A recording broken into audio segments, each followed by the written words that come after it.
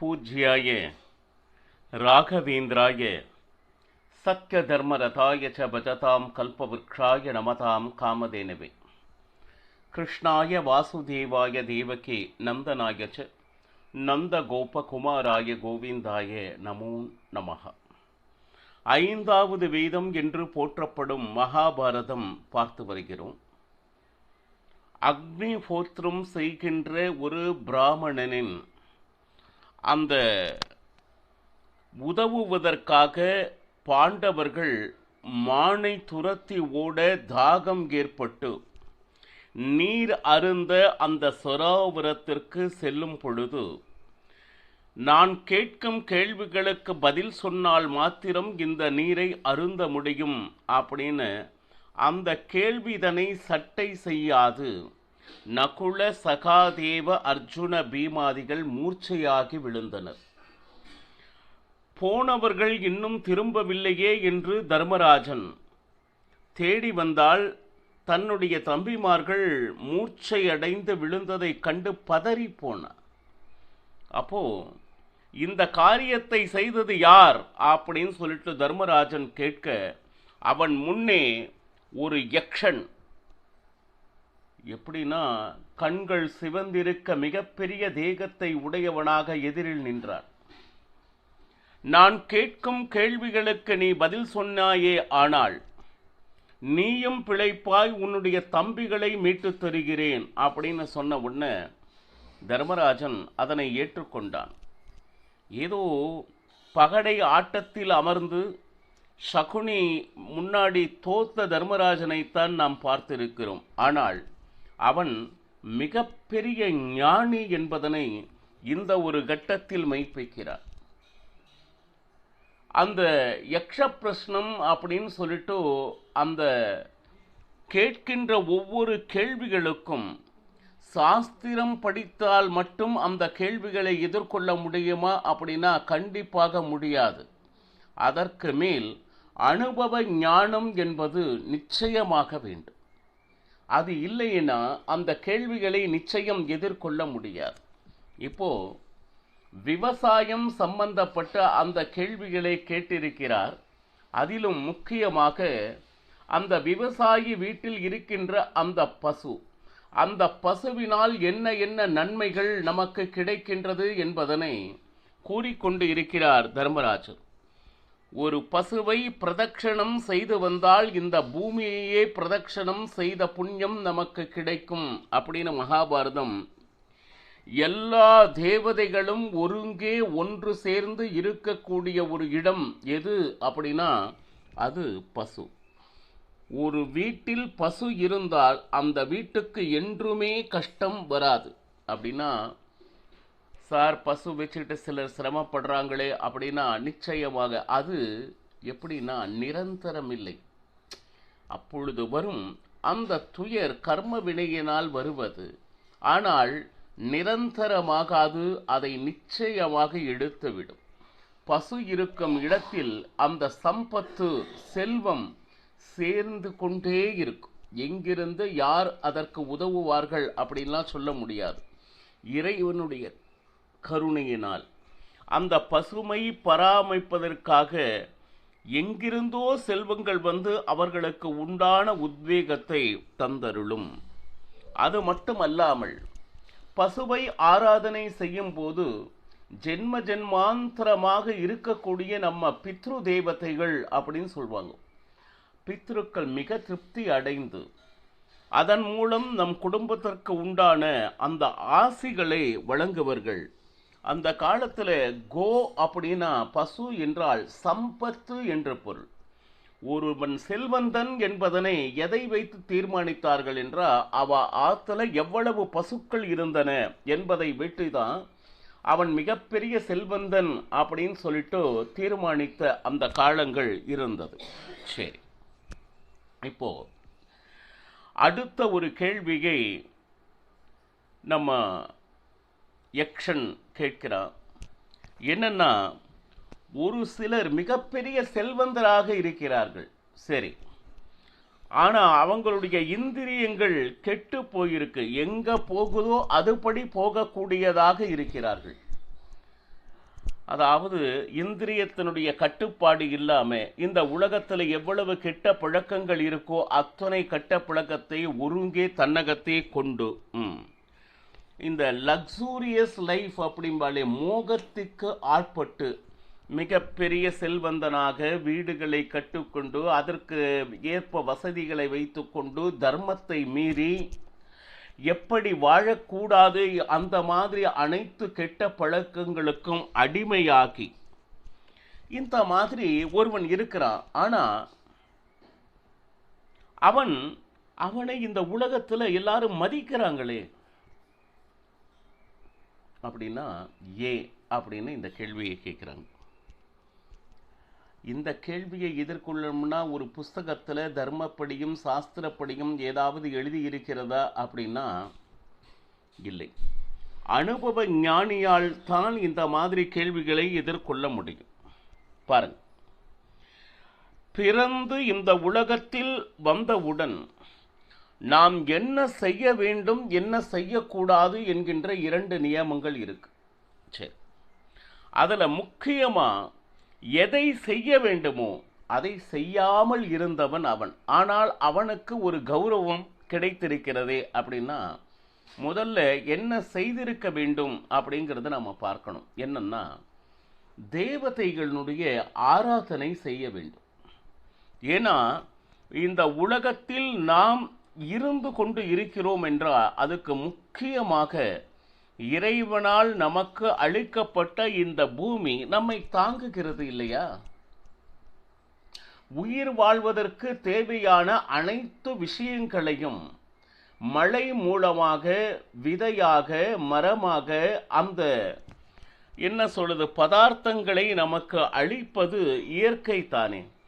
அந்த இயற்கையை தேவதைகள் மூலம் நமக்கு இறைவன் தந்து கொண்டிருக்கிறார் என்றால் ஒரு மனிதன் பிறந்தவுடன் தேவதைகளினுடைய ஆராதனை எவ்வளவு எவ்வளவு முக்கியமாகிறது என்பதை சிந்திக்க வேண்டும். சரி, இவ்வளவு வசதிகளை நமக்கு செய்து கொடுத்த அந்த ஆண்டவனுக்கு நாம் நன்றி பாராட்ட வேண்டாமா? இதை நீங்க ஒருவேளை செய்யலே அப்படின்னா மிகப்பெரிய பாப்பத்திற்கு நாம் ஆளாகும். இதற்காக இன்னும் எத்தனை ஜென்மங்கள் நாம் எடுக்க வேண்டி இருக்கும். சரி, 2வது, எப்போ பிறந்தானோ அதிதி சத்காரம் அப்படின்னு சொல்றாங்க. அழையாமல் நம் வீட்டிற்கு ஒருவர் வந்தார். உடனே ஐயோ நான் ஒண்ணுமே சொல்லலையே இவர் நம்ம வீட்டுக்கு வந்துட்டாரே அப்படின்னு கதவை அடைக்கிறது இந்த காலத்துல கூட நடந்துட்டு இருக்கு. ஆனா அப்படி அல்ல.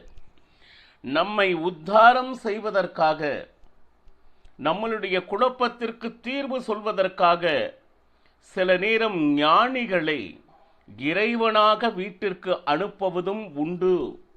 அப்போ அழைக்காமல் வந்தவர்களை அதிதிகள் அப்படின்னு சொல்வாங்க. அவர்களை முதலில் வரவழைத்து அமர வைத்து நீர் கொடுத்து அதற்கு பிறகு அவர் மூலமாக என்னென்ன விஷயத்திற்கு வந்தீர்கள் அப்படின்னு கேட்டு நல்ல நல்ல விஷயங்களை அவர்கள் மூலமாக நாம் பெற்றுக்கொள்ள வேண்டும். இது கண்டிப்பாக செய்தே ஆக வேண்டும் அப்படின்னு சொல்லப்பட்டிருக்கு. ஒருவேளை நீங்க இதையே செய்யலையேனா நீங்கள் உயிரோடு இருந்தும் பிணத்திற்கு சமம் அப்படின்னு மகாபாரதம் எச்சரிக்கிறது. இப்போ இவ்வளவு தர்மங்கள் சொல்லப்பட்டிருந்தும் எதையும் செய்யாமல் ஆனா அவனுடைய வாழ்க்கையை அப்படி வச்சுக்கிட்டாலும் எதையோ ஒரு நேரத்துல என்னன்னா அவனுக்கு ஒரு செல்வத்தை சிலருக்கு கொடுத்து தன்னுடைய பெயரை வாங்கிக் கொள்கிறான். அப்ப இதனால அவன் செய்தது சரி என்று ஆகுமா? இப்போ லக்ஸூரியஸ் லைஃப்னு சொன்னேன், எப்படி வாழக்கூடாதோ அப்படி வாழ்கிறான்னு சொல்றேன். ஆனா ஒரு ஆபத்து வரும் பொழுது நிறைய ஒரு 2 பேருக்கு உதவி செஞ்சான் அப்படின்னா அவன் தான் செய்த தவறுகளை மறைப்பதற்காக இந்த தான தர்மங்களை செய்கிறான். உடனே அந்த தவறு மறைக்கப்படுமா அப்படின்னா கண்டிப்பாக இல்லை அப்படின்னு சொல்றான். அதர்மிகள் எவ்வளவு தான தர்மங்கள் செய்தாலும் அதனால் வருகின்ற அந்த பலன்கள் அவர்களுக்கு போய் சேர்கிறதா அப்படின்னா இல்லை.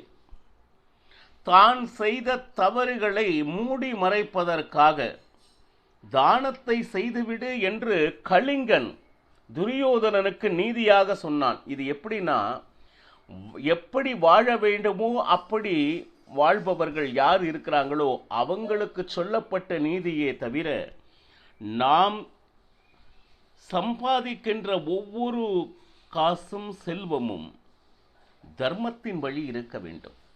நீங்க குறைவாக கொடுத்தாலும் போதும், மிகுதியான பலனை தருவார்கள் அப்படின்னு தர்மராஜன் எப்படி வாழ வேண்டும், எப்படி வாழக்கூடாது, அதிதி சத்காரத்தினால் என்னென்ன பலன், தான தர்மத்தினால் அவனுக்கு உண்டான பலன் போய் சேர்கிறதா, இந்த மாதிரி விளக்கங்களை எல்லாம் சொன்னார். அடுத்து யக்ஷன் கேள்வியை கேட்கிறான். எப்படின்னா பாருங்க, பூமியை விட பாரமானது எது அப்படின்னு கேட்கிறான். இந்த பூமியை, இந்த உலகத்தில் இத்தனை பேர்கள் நடமாடி கொண்டிருந்த பொழுதும், இவ்வளவு கட்டடங்கள் எழுந்த பொழுதும் அதை ஆனந்தமாக லீலா வினோதமாக அதை தாங்கிக் கொண்டு இருக்கிறது. இதைவிட பாரமானது அப்படின்னு சொல்லிட்டு ஒன்று இருக்கா அப்படின்னா, இந்த இடத்துல தர்மராஜன் நல்ல அற்புதமான கேள்வி கேட்டிருக்கிறாய் யக்ஷா. பூமியை விட பாரமானது தாய். ஒரு தாய் தன் குழந்தைக்கு செய்கின்ற அந்த சிசுருட்சைகள், தன் வயிற்றில் இருக்கும் பொழுது எவ்வளவு துன்பங்களை ஒரு தாயானவள் அனுபவித்து வருகிறாள். அது மட்டுமா, அவன் பிரசவித்த போது தனக்கு என்ன பிடிக்கும் அப்படிங்கிறத கூட மறந்து, இந்த குழந்தைக்கு என்ன பிடிக்கும் என்பதை அறிந்து அதை மட்டும் உண்டு அந்த தியாகத்தை செய்பவள் தாய் தானே. அது மட்டுமன்றி, மலமூத்திர விசர்ஜனங்கள் அந்த குழந்தை செய்த போது சிறிதும் சலிப்பு அடையாமல் அதனை சுத்தம் செய்து நம்மை ஆளாக்குபவள் யார்? அவள் தாய் தானே. இப்போ இதற்காக நீங்க எவ்வளவு தாய்க்கு செஞ்சாலும் அந்த ருணம் அப்படின்னா வாங்கிய கடன், அம்மா செய்ததற்கு சரிசமமாக ஏதாவது உங்களால் செய்ய முடியுமா அப்படின்னா கண்டிப்பா முடியாது. அந்த கடனை நீங்கள் எவ்வளவு செய்தாலும் அதை ஈடுகட்டவே முடியாது. அந்த பாரம் இருக்கு இல்லையா, இந்த பூமியினுடைய பாரத்தை விட மிக அதிகமானது என்னன்னா தாயின் கடன் அப்படின்னு சொல்றாங்க. அது மட்டுமா பாருங்க, சில அந்த காலத்துல பல வீடுகளில் ரொம்ப வறுமை இருந்ததா. வேலைக்கு சென்றால்தான் அந்த என்ன சொல்லுது, ஏதோ ஒரு திரவியம் நம் குடும்பத்துக்கு வர முடியும் என்கின்ற ஒரு நிலை இருந்த பொழுது, இதை மகாபாரதத்தில் எழுதுறாங்க. தன்னுடைய தாய்ப்பாலை அந்த தேங்காய் ஓட்டில் கறந்து வைத்துவிட்டு குழந்தை அருந்த வேண்டும் அப்படின்னு வேலைக்கு சென்று மீண்டும் வருபவள் தாய் அப்படிங்கிறார். குடும்பமும் ஓட வேண்டும், அந்த குழந்தைக்கு உண்டான அந்த போஷாக்கும். எத்தனையோ உடம்பு சரியில்லாத போது துடி துடித்து அதற்காக 4 பேரிடம் கையேந்து இந்த குழந்தையை எப்படியாவது ஆளாக்கி விட வேண்டும் என்கின்ற ஒரே காரணத்தை மட்டும் மனதில் வைத்துக்கொண்டு அந்த தாய் தன் குழந்தைக்காக செய்கின்ற விஷயம் எத்தனை எத்தனை எத்தனை. ஆனால் அதே தாய் வயதாகி நம் வீட்டில் இருக்கும் பொழுது அதை மிகப்பெரிய பாரமாக நினைக்கின்ற மகன்களே மிக அதிகமாக இருக்கிறார்கள். அந்த அருவருப்பை உன்னிடம் காட்டியிருந்தால் நீ இப்பொழுது ஆளாகி இருப்பாயா? இந்த சிந்தனை பலருக்கும் வராமல் இருப்பது வேதனையான விஷயம். அதனால தான் பாருங்க, நீங்க எவ்வளவு தாய்க்கு செய்தாலும் அது நிச்சயமாக இது ஈடாகாது. இரண்டாவது, அடுத்து ஆகாயத்தை விட உயரமானது எது? யக்ஷன் கேட்கிறான். ஆகாயத்தை விட உயரமானது எது? பாருங்க, தந்தையின் ஸ்தானம் அப்படின்னு தர்மராஜன் சொல்றான். அது எப்படி அப்படின்னா, தந்தை செய்கின்ற சேவைகள் நம் கண்ணுக்கு பெரிதாக தெரிவதில்லை. குடும்பம் எப்படியாவது வாழ வேண்டும், கஷ்டப்படக்கூடாது, அவர்களுக்கு வேண்டிய திரவத்தை நான் சம்பாதித்து கொடுக்க வேண்டும் என்பதற்காக அங்கு நடக்கின்ற அந்த அபமானங்களை தன் மனதிலே வைத்து கொண்டு அந்த திரவத்தை மட்டும் குடும்பத்திற்கு கொடுத்து தான் செய்த சேவைக்கு எந்த விதமான அந்த ரிகக்னிஷன், நீங்க பாராட்டணும் அப்படின்னு எந்த எதிர்பார்ப்பும் இல்லாமல் அந்த குடும்பத்தை தன் தோளில் சுமப்பவன் யார் அப்படின்னா அது தந்தை அப்படின்னு சொல்றார். ஒரு பக்கம் தாயின் ருணம் பெரிதாக இருந்தாலும் தந்தை ஆகாசத்தை விட உயரமான இடத்தில் வைக்கக்கூடியது அந்த தந்தை செய்கின்ற கடமைகள். இந்த குடும்பத்தை காப்பதற்காக அவர்கள் வெளியில் எவ்வளவு அபமானங்களை சந்தித்து தன் குடும்பம் தன் குழந்தை நன்றாக இருக்க வேண்டும் என்கின்ற எண்ணத்தில் ஓடிக்கொண்டிருக்கிறார்கள். நிச்சயமாக அவர்களது அந்த சேவை ஆகாசத்தை விட மிக மிக உயரமானது அப்படின்னு சொல்லிட்டு மகாபாரதம் எழுதப்படுகிறது. மீண்டும் பல விஷயங்கள் மகாபாரதம் யக்ஷ பிரஷ்னம் மூலமாக தெரிவிக்க இருக்கிறது. நாளையும் பருகலாம். சர்வம் ஸ்ரீ கிருஷ்ணார்ப்பணமஸ்து. ஹரே ஸ்ரீனிவாசா.